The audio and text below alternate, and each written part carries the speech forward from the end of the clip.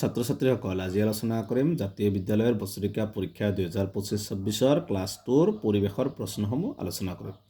মুঠ নম্বৰ 100, সময় 3 ঘণ্টা। 1 নম্বৰ দিছে সমুত্তৰ দিয়া। ইয়াত আছে টোটেল 10টা কুৱেশ্যন আছে, টোটেল 10 মাৰ্ক। প্ৰতিটোতে 1 মাৰ্কৰ প্ৰশ্ন এইবিলাক চাবা। 2 নম্বৰ দিছে খালী ঠাই পূৰ কৰা। খালী ঠাই পূৰ কৰাত আছে 8টা আছে, 8 মাৰ্ক চাবা। তাৰপিছত 3 নম্বৰ হয় নে নহয় লিখা, কেৱল হয় বা নহয় বুলি লিখা, এটা আছে 7 মাৰ্ক। এইকেইটা হয় হলে হয় লিখিবা, নহয় হলে নহয় লিখিবা।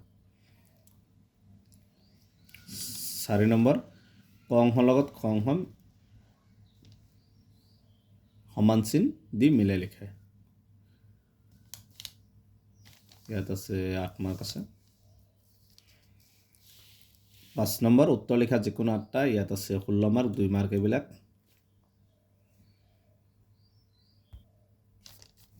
তাৰপিছত আছে 6 নম্বৰ তলত দিয়া বৰৰ কিয় মিল আছে লিখা, ইয়াত আছে 10 মাৰ্ক।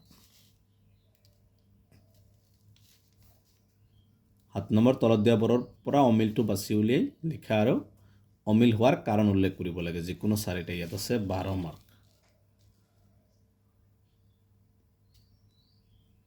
8 নম্বৰ ঋতু কাক বোলে, ঋতু কেইটা কি কি, ইয়াত আছে 3 মাৰ্ক।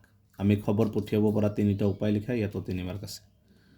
পানী শোধনৰ 3টা উপায় লিখা, ইয়াত 3 মাৰ্ক। ব্যৱহাৰিক জ্ঞান আৰু আভ্যন্তৰীণ মূল্যায়ন। এইকেইটা আছিল ক্লাছ 2ৰ পৰিৱেশৰ প্ৰশ্নসমূহ। গতিকে আজিৰ ভিডিঅ'টো এইখিনি।